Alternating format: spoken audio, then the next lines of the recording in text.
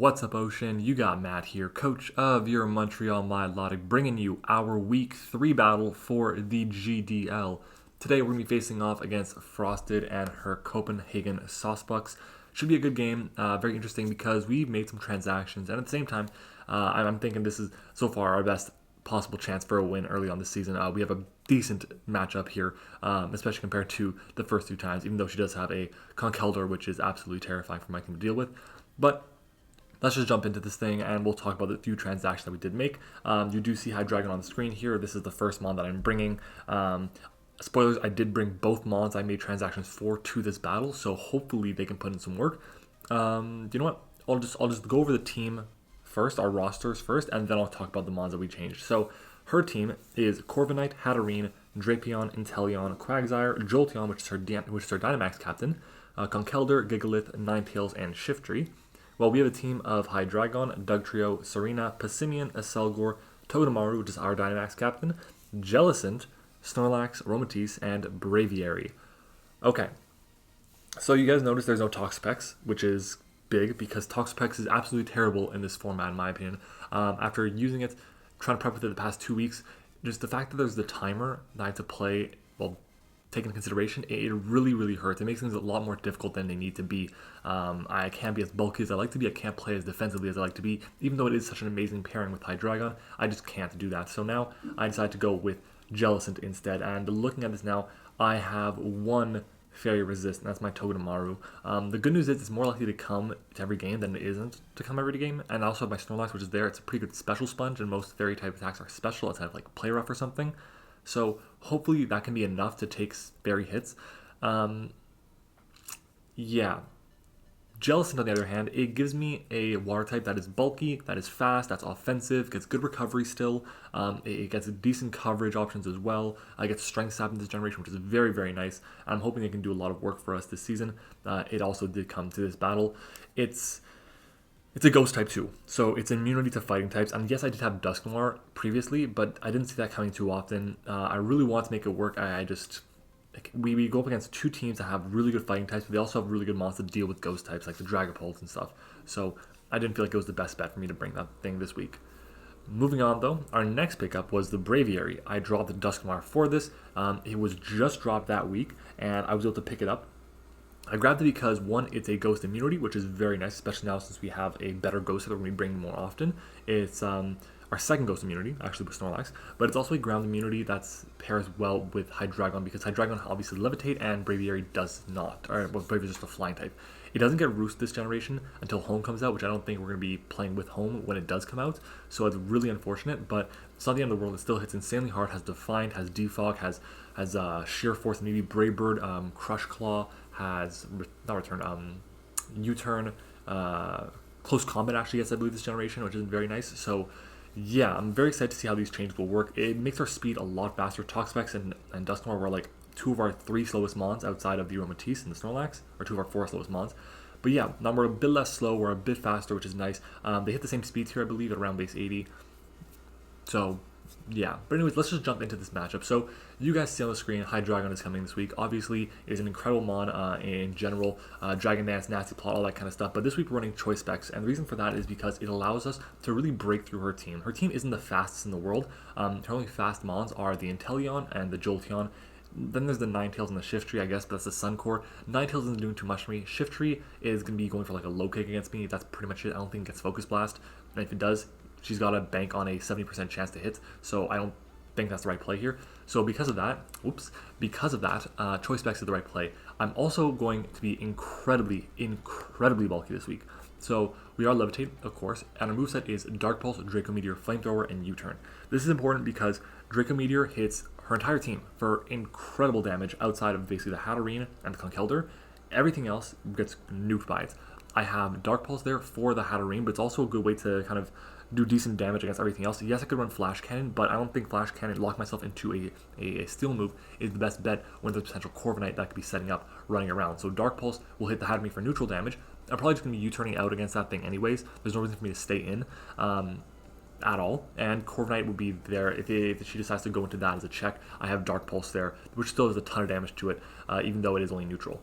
There's Flamethrower for the Corviknight as a worst case scenario. It's also there for the Shiftry in the sun. U-turn is there as well because it's momentum, and it also outgoes the Shiftry in the sun. So I'm going to go over our EV spread because I actually went very, very hard for these EV spreads. And shout out to our TSK. He's a newer member of my front office. Been a huge help this week, absolutely massive. And we did a mock. I was able to get the win, but I think it also came. It was the situation of the game. Like I had a really good lead matchup, and if we can get that same lead matchup this game, then it's gonna be very, very valuable for us. But without that mock, I wouldn't have been able to understand what EVs I need to speed creep for. So starting off with Hydreigon, it's specs, it's an amazing breaker, and it can live many hits because we are super, super bulky. We actually have, where is it? 12 in HP, 4 in attack, 228 in defense, 252 special attack, and 12 in speed with a modest nature. This is very interesting set for a specs mon, but it's really solid because we take a life orb, attack boosting natured Shiftry's low kick after rocks. If she's running the Sun team, Shiftry is incredibly terrifying with something like Solar Blade, Heat Wave, and Low Kick. And obviously growth is the potential there because she'll get +2 in her attack and special attack. But yeah, we can take a hit from that if it's not running a what is it called? A choice band or something. So we should be able to be fine there, which is very nice. That's very important. And we can also with the 4 EVs in attack, we always OHKO a minus defense nature Shiftry. So if she's running a lonely nature, then we'll always OHKO with U-turn, which is very important. We're also not 2-KO'd by Banded Drapion's Poison Jab or 2-KO'd by a non-boosting, or we're not 3-KO'd, excuse me, by a non-boosting Drapion's Poison Jab. So it's very nice there, unless obviously she poisons us, which would suck. But basically, a bulky Hydreigon is the way to go here. We're going to drop to a Moonblast regardless, but we should be able to do tons of damage to her team, like, straight up. It's going to be incredible this mon this week. I'm really hoping that does work. There's the Inteleon, which I have to be worried about. It does get Ice Beam, which sucks. I believe it gets Signal Beam as well. That could be wrong with that. And I should be able to take one hit, and then Draco Meteor can just nuke it. Obviously, if she's running a screen set, I'm not going to have to worry about it too much, and I have options for it in the back, so Hydreigon is our first mon, and hopefully it can put in the work. Next up, though, we have Jellicent, making its appearance, its first appearance. More of a fan of the male than the female Jellicent, just like blue more than pink. Even though they're my 2 favorite colors, so this should be my favorite mon. Anyways, we're running Nightshade, Taunt, Scald, and Recover. He's got a very interesting spread as well. We have enough speed on our Jellicent to creep a Conkeldurr, creeping our Jellicent, creeping a no-speed Corviknight. Why? Well, RTSK, he ran a team that had a Conkeldurr creeping a Jellicent, creeping Corviknight, so I decided to go 1 point faster just in case because we can get off a big hit on that thing, especially if it's not Assault Vest. I would rather get off damage on it than not, and Thunder Punch is going to do a ton of damage to me regardless, so I might as well just do some damage to it and really make the Conkeldurr pay. So we have Taunt to stop rocks on the Gigalith. I believe that's her only rocker on this team. Yeah, I think it's just the Gigalith. I think she has the Drapion for Toxic Spikes, but I think other than that, that's it. So it also helps against the Hatterene. If it wants to go for the Trick Room, I can go for the Taunt against that. Nightshade is there for consistent damage. Scald is there because it's Scald, chance to burn. Recover, obviously, Recover is important. This Jellicent always beats a slower Corviknight or a non-taunting Corviknight 1v1, always 100%, which is incredible. So I'm really hoping that we can do that. We have Scald, and Scald to a non-Assault Vest Conkeldurr always does more than Nightshade. I have to put that out because I actually didn't get the KO on a Conkeldurr in the mock, so I'm hoping that me remembering that is important here. Moving on though, it's Water Absorb for the Inteleon, pretty basic, and Holding Leftovers. Our next mon is the Dugtrio Focus Sash this week because, again, her only rocker is the Gigalith. If I can make sure rocks stay off the field, I have a free way to get off good damage against her team. This thing, it's, I believe, outspeeding base 100, so the Ninetales, and we have a Earthquake, Sucker Punch, Stealth Rock, and Memento. Stealth Rock is there because we can run it. Not going to run Rock Slide because it's not too good against her team. It hits the Corviknight for more damage, obviously, than everything else I have, but at the end of the day, I'm just clicking Memento on that thing anyways, or switching out into my Jellicent. Why? I mean, Dugtrio doesn't have the greatest matchup against it, and I really want to save it for something like the Ninetales, something like the Conkeldurr to get some good damage off on it, get the KO on the Jolteon if I still have my Sash intact. So that's basically why I have it there. Memento, if I'm against a Shiftry, no matter what I do, I always click Memento. If she KOs me, okay, I die, but she's still at 0-0. She's not neutral. If she gets to +2 and a Memento, then we're back to neutral. So it ends up being like a moot point. It ends up being just null. We're at the same place we should be regardless of both times. So that's my play. Because if she gets to +2 with Shiftry, I lose. And I can't let that happen. Moving on though, our next mon is going to be Braviary. We're running a choice band Braviary. I didn't know if I wanted to run bands or not. I was really kind of going against it after the mock because she has a couple good normal and flying resists, but at the end of the day, it's here to break things and it can really do that. So we are running Defiant because we have nothing that boosts by Sheer Force. We have U-Turn, Close Combat, Brave Bird, and Defog. Close Combat is there for the Gigalith, basically. Is there for the Corviknight in a way if it really needs to be chipped down. Banded Close Combat should be doing a decent chunk of damage to it, so fingers crossed. We do get outsped and O-code by the Jolteon, but Jolteon shouldn't be too much of an issue for us with the rest of our team. We have U-Turn, Momentum, and Defog just in case we need to make sure our Sash is intact for our what is it called? Our Duck Trio. So that's what that is for, and yeah, I'm just really hoping that it ends up working out for us. Next up, we have Togedemaru. I'm not running Sturdy with Life Orb this week. I promise I won't do that ever again. That's a stupid decision. I don't know why I did it. We have the Chople Berry instead. That way we can take a Mach Punch from the Conkeldurr and guarantee that hit. We can also take a Drain Punch for it. I don't think we can take Close Combat if we're Dynamaxed. We probably can actually if we're Dynamaxed. Yeah. Because that would have to do 400% to us to OHKO. If we were, yeah, it would have to do 400% minimum, I believe, to OHKO our Togedemaru on the calc if we weren't Dynamax. So he would have to do 200 if we were Dynamax, and then he would have, she would have to do 100%, that would be 100% minimum with the Chople Berry. So yeah, that's why we have that there. Whoops. Moveset, well, Lightning Rod, first of all, it means that we completely wall the Jolteon. Its only moves to hit us, I believe, maybe it gets a Mud Slap, I'm not sure if it does. I should probably check that before the game starts. Lightning Rod is there because obviously immunity to the Volt Switch is very, very nice here. I'm not bringing a ground type this week, so yeah. Oh, I am bringing a ground type. I am bringing a ground type, but it's my Duck Trio, which isn't the greatest ground type. So I'm excited for Togedemaru. It should be really good. We have Bounce for the Conkeldurr. I have Reversal to get boost in attack. It also hits the Gigalith for pretty hard damage. Zing Zap is just a nuke against her team. And U-Turn for Momentum. I don't have to Dynamax first turn, so it's very, very important. Our final mon is going to be Aromatisse. I brought a offensive Aromatisse last time, and I really liked it. I thought it was really, really useful against the team that we played against for Randy. And I'm bringing a similar Aromatisse this week, but instead of being an offensive set with just Calm Mind and like Wish and Protect and Moonblast, we are going to be running Trick Room, Nasty Plot with Moonblast and Thunderbolt. This coverage hits her team incredibly well. The only thing that we don't hit for amazing damage with the Moonblast is the Corviknight, and we have the Thunderbolt for that.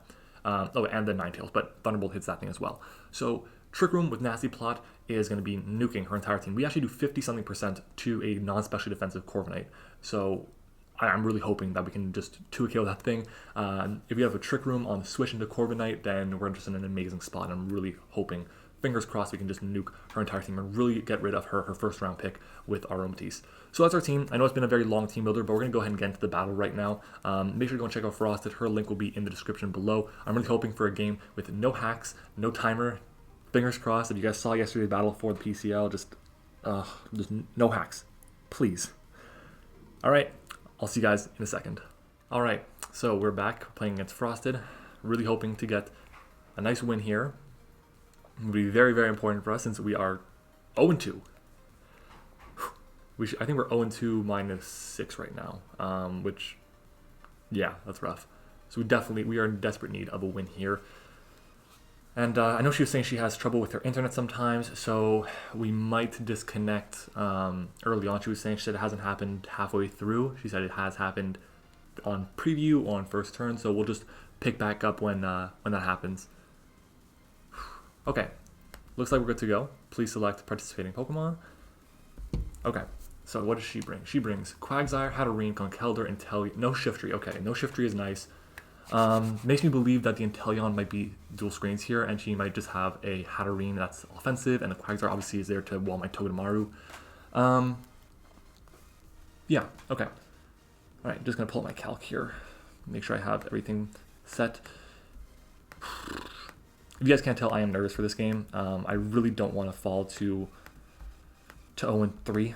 So just going to quickly pop my calc in here. This shouldn't affect the timer, which is nice. I'm looking at leading off with my Braviary here. It's banded. It should do a ton of damage to her team. She didn't bring the Gigalith. She had no way of getting up hazards, which is very nice. So I think I am just going to do that. If she leaves Corviknight, then I'll just switch out. So I'm going to lead off with Braviary. Switch out, I mean U-turn out. And I'll go into my Jellicent, I guess. Oops, nope, I don't want to do that. I'll do this. I want to do that. And I'm going to go to Showdown and just write down her team quickly. So she had a... what she has? She has a Quagsire. She has a Hatterene. She has Conkeldurr, Corviknight, Inteleon, and Ninetales. Okay, we're good to go. Let's do it. Good luck, have fun, and oh boy. Alrighty. I like her background. Okay. Okay, what does she lead with? We should have a good match against honestly everything that she might have, except for the Corviknight, Inteleon. So a modest Inteleon's Ice Beam to 73 to 87. A Brave Bird Loco. But I'm just going to U-turn here. I don't think she can risk this thing going down because even if I'm not banded, yeah, even if I'm not banded, she has no HP, I'll get the KO with Brave Bird. So hopefully she just switches out. I could also be Life Orb Sheer Force and she might not know that, so I think U-turn here is my right play. If she stays in and attacks, okay, she stays in and attacks, not the end of the world. This is where Scarf would be nice, obviously, but I think Band, just the power output that I get from Band is so imbalance. So there you go, she switches out. The power output for Band is amazing. So Corviknight comes in, amazing. That's what I was kind of expecting would happen. Pressure, obviously. How much we can do to the Corviknight? Nothing. Yeah, it's kind of what I expected. She might just be max HP, max defense, which was kind of what I thought would be coming, honestly. But I can go into my Hydreigon here, right? I can like Dark Pulse or something, or Ninetales does get Flash Fire. I didn't remember that. That's important. I can go into you. I can go into you and click Taunt. I think I'm gonna do that. I think I'm gonna go into this and click Taunt. It's kind of too early to be playing aggressively, I think. I like having the option to have the Jellicent around. So I'm going to Taunt here. If she goes into her, what is that thing called? Conkeldurr, that's obviously a threat. And it sucks that I would have gone for the Taunt and not for the Nightshade or the Scald. But yeah, I'm expecting a Guts Conkeldurr. I don't think I mentioned that earlier. Okay, we outspeed, amazing. So that's very, very, very important. So you might just have no speed, and what did she go for? U-turn. Okay. 197 down to 185. Okay. Also, she revealed not to be Life Orb, so that's important. Okay, if I go to Jellicent and U-turn. How much she do? 197 down to 184, I think it was. 197 minus 184 is 13 points of health. Does that give me any information? It means she is not max attack. It means if she could have gone a max roll on a no attack Corviknight, so that's important. Does definitely suck that she went for U-turn, but it's good to know now. It means we outspeed her out as well, which is valuable, so I can always get off the Nightshade or the Scald even. Scald, if she has max HP, has a higher. It's basically Nightshade is 24% all the time. Scald will do 22 to 26.8. In comes Inteleon. I know this thing is Shadow Ball, right? It does get Shadow Ball. Inteleon. Max attack, timid. Shadow Ball does 43 to 51. Do I have anything to switch into here? Not really. I'm just going to go for the Nightshade here as she Dark Pulses. Ow! I'm at 75. Right? 75? Yeah. 197 minus 75. 197 minus 75. 122. She's not Life Orb. Dark Pulse. Choice Specs. 122 at most. Okay. So she might just be Expert Belt. That could be a max roll for Expert Belt. So I think she is Expert Belt here. Do I go into Aromatisse early? Because Aromatisse isn't going to appreciate a water move.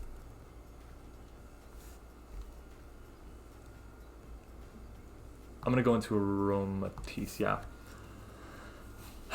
Offensive Inteleon is not something I expected. I definitely expected just like screens. Dark Pulse, okay. 183 down to 155. 3 minus 155 is 28. So does that tell me anything? I know I'm doing a lot of calcing, but this thing is a threat. I think it's just Expert Belt. Can I Trick Room here freely? Yeah, I can. I'm going to Trick Room, and then depending on what she does, I'll Nasty Plot. She crits me. Not a big deal. Okay. I'd imagine she goes into her Corviknight here, and being out of a Trick Room is big. So I'll be able to just Thunderbolt that thing, do a huge chunk of damage to it.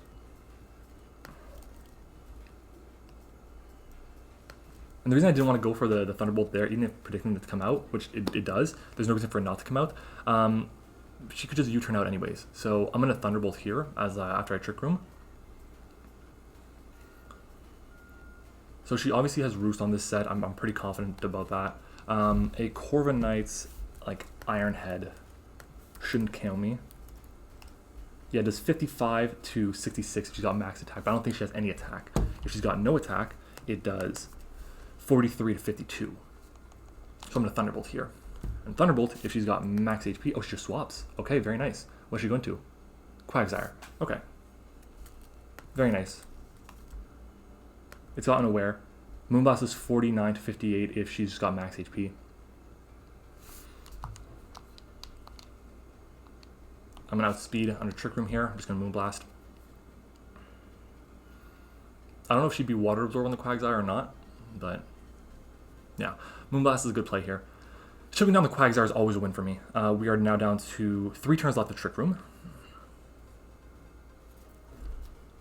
I wonder what...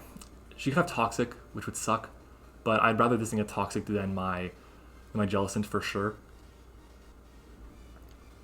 I'm not going to my Togedemaru on a ground type as I Moonblast. How much special defense does she have?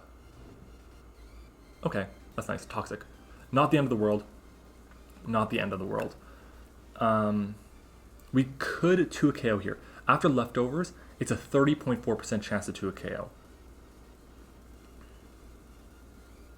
We're back to max, and now we're back down to like 82, 88, something like that. Okay, she's not Leftovers, which means I can freely Moonblast here. And we have another turn left of Trick Room, right? We have another turn left of Trick Room, so if she goes into her Corviknight, that's fine with me. I'm going to Moonblast. She goes into Corviknight, cool, not the end of the world. Damage on that thing is important.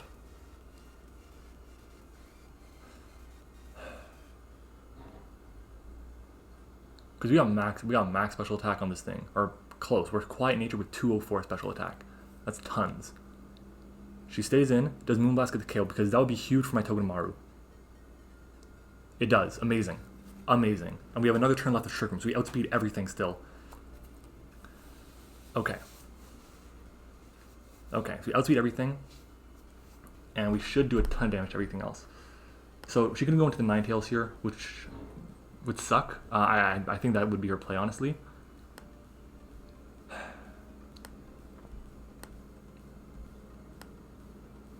Yeah, I think it would be her play.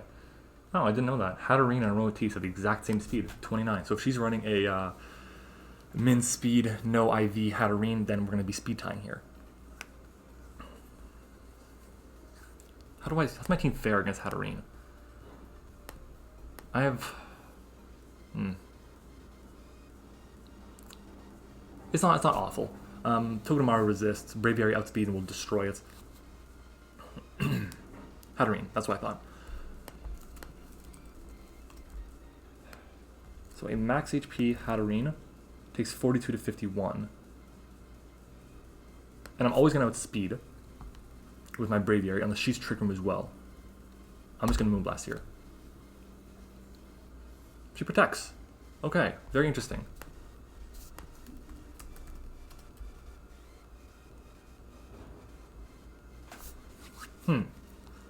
Toxic damage is starting to rack up a bit.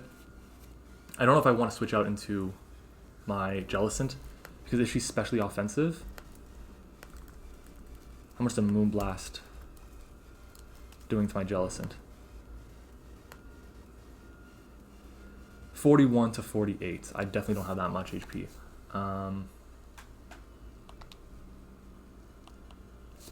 If I go into Braviary here, how much does Braviary take from Moonblast? 56 to 66. This is tough. This is tough. I would love to keep my Aromatisse around. I would absolutely love it. I don't know what to do here. Damn it. I need Jellicent. I can beat the Corviknight 1v1. I'm going to stay in. I'm going to stay in and Moonblast here. Psyshock. How much does this do? Let's see. 135 down to 81.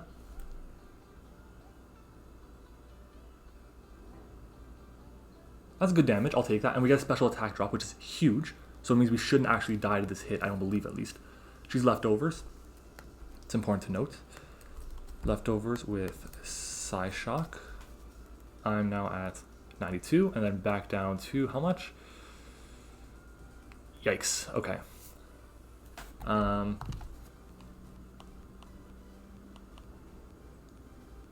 I think it's the time I go into Togedemaru. I'm not going to click an attack. I'm not going to Dynamax. I'm going to U-turn out. So I don't think this thing gets like Focus Blast. No. I could see her go for Moonblast. I could see her go for Psyshock again. But again, she's -1. Protects. Okay, beautiful. Beautiful, beautiful, beautiful. I'm just going to U-turn here. Should I U-turn? Or should I just go for it? Ooh. This is a...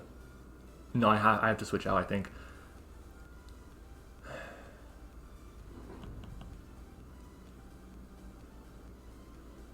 I'm going to U-turn. Because she can just Dynamax, or Protect, and it obviously won't stop the entire move, but still it won't be the greatest. So I U-turn here. Very nice. Get off some damage against this thing. As I doubt she is going to go for the Moonblast here. If she does, amazing play. I'm going to just go into my Braviary. Psyshock, Moonblast, whatever it is, both are resisted. What is she going to go for? Trick Room? Psyshock, okay.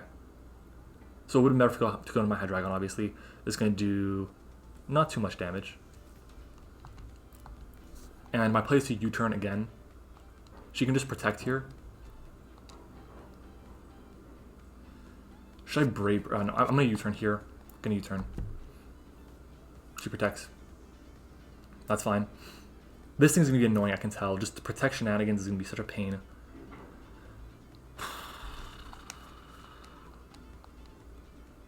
It'd be amazing if I had my my Iron Head on this set, but I don't. Just gonna U-turn here. Oh man.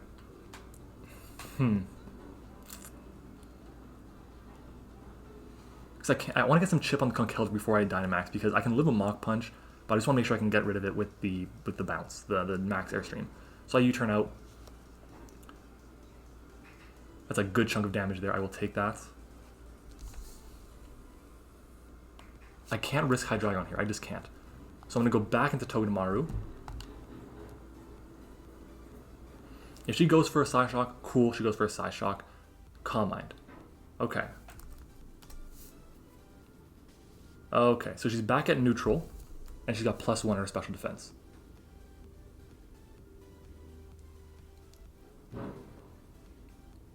I can just Zing Zap here. We should be able to do a good chunk of damage to her.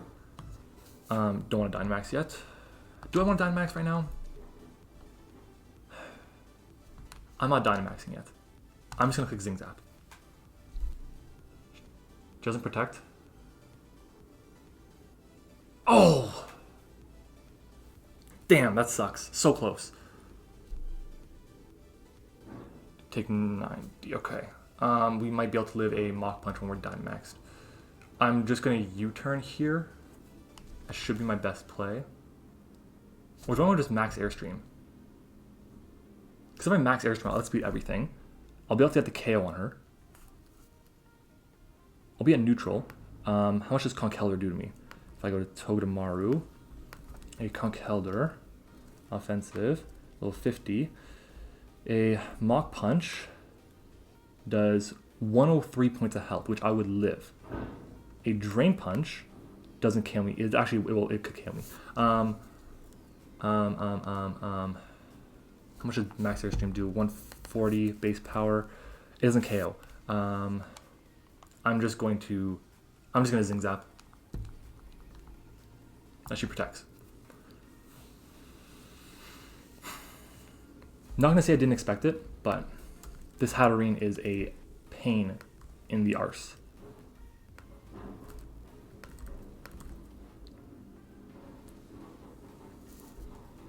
I don't know if she's max defense impish, because if she is, I do 15 to 18 with U-turn. I'm just not confident that I KO here. Let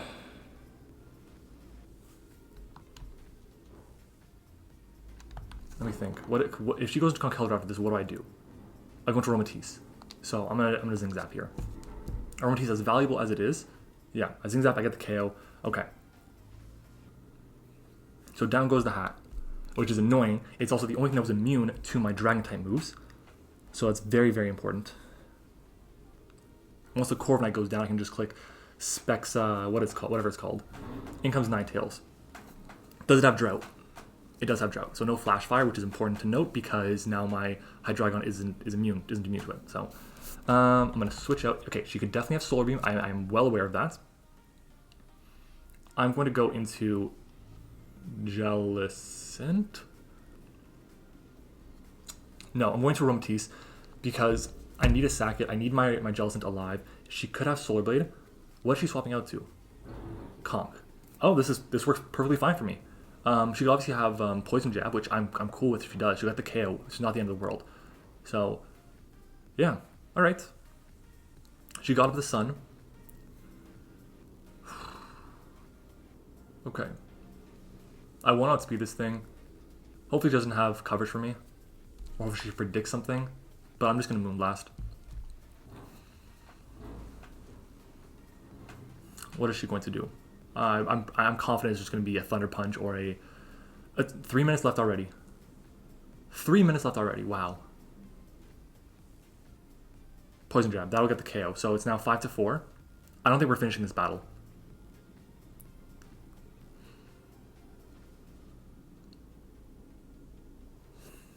In comes Braviary.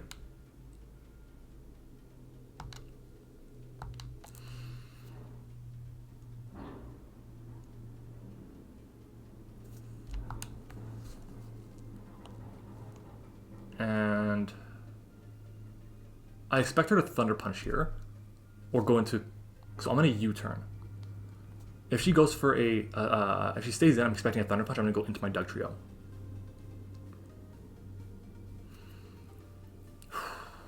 We're coming down to timer here. We have by no means have we won this game yet.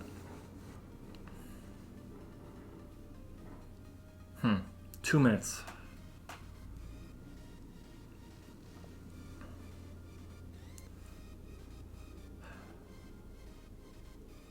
So far, it's been a really well played game. Like, her protection shenanigans were annoying as hell, but helpful to her. She swaps out. Amazing, amazing, amazing, amazing. In comes a Corviknight. That is beautiful. I could imagine it being Wakanberry, which would suck.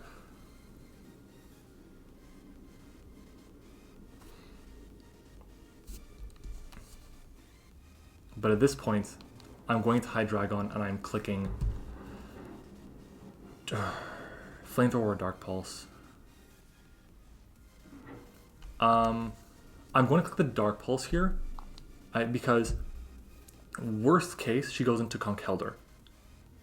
If she goes into Conkeldurr, okay, she stays in. It's fine. Dark Pulse comes out. It's going to do a huge chunk of damage to her. Ooh. And she's Super Berry.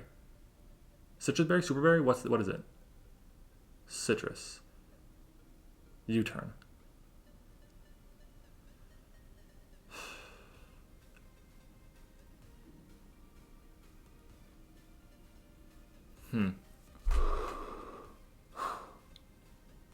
In comes the Conk. What do I switch into? What do I switch into?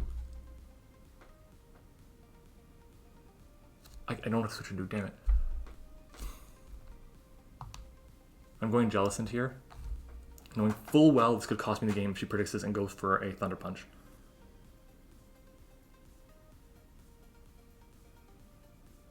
Fuck. Oh my god. Amazing play. I don't know who wins now. I think she wins. The Inteleon's low. So is the Corviknight.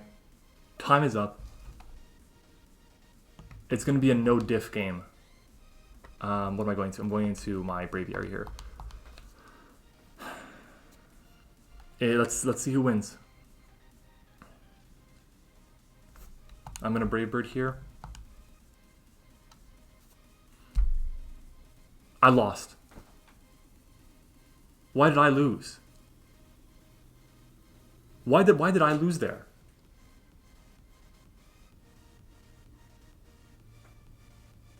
Why did I lose? Her Corviknight was almost dead. Her Inteleon was like had to take more than half. What did I have left? What the hell happened? I had a max HP. What did I have left? I had a max HP. Okay. I had a max HP Dugtrio. I had my Braviary, which was at more than half. My Jellicent was under half. My Hydreigon was over half. It's because she had two Mons that were at max HP. Like, did me going to Jellicent cost me the game? I should have just gone to Dugtrio. Why did I not go to Dugtrio? Oh my god. If I went to Dugtrio, I would have my Sash. I'm so stupid. That's so... Oh my god. I hate this timer. Oh my god. I played so freaking well this game. God damn it. That's... Oh my god.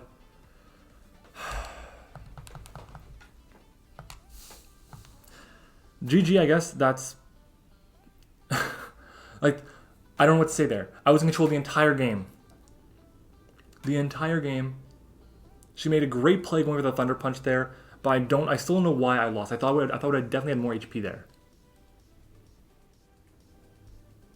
Yeah, no, Togedemaru had 90 points out of its 140. Like, how did she end up winning this game? She had two Mons that were at max HP. I get it. I get that, okay? But her Corviknight was basically dead. Her Inteleon was at 50%. Like, oh my, I played so well, and the Protect. Oh god, I fucking hate Protect. What? Like 5 turns of Protect, 4 turns of Protect. Took up 2 minutes of time there. God damn it. I should have taken up Aaron on his offer to teach me how to do the chess timer before playing this game. I was like, you know what, I haven't got the timer once, it's fine. I have a very offensive team this week, I'll be good to go.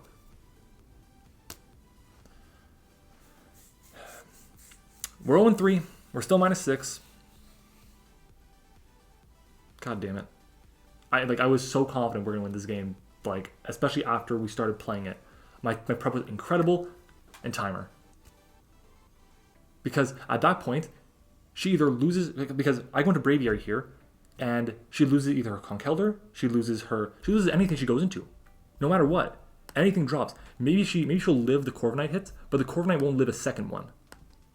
So she'd have to go into something, and the Ninetales would scare me out, obviously, but I still have my Hydreigon on the back, which resists its attacks.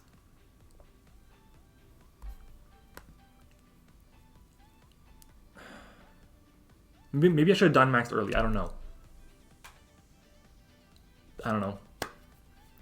Good game. We fell to 0-3, -6. This timer's stupid. Like, Game Freak and Nintendo probably ruined this game just by saying, you know what, let's do this. We're gonna have a 20-minute timer. Okay? Like, what does that accomplish for anyone? It accomplishes nothing. Okay? You can have 20-minute timer for VGC, but you can set up as doubles. But for singles, it's impossible to play games properly in 20 minutes. It's just not. Like, this is the first time where I've gone to timer where it actually impacted a game. Like, we go to timer yesterday for PCL, it didn't impact the game at all. We go to timer for week 1 of PCL, it didn't impact the game at all.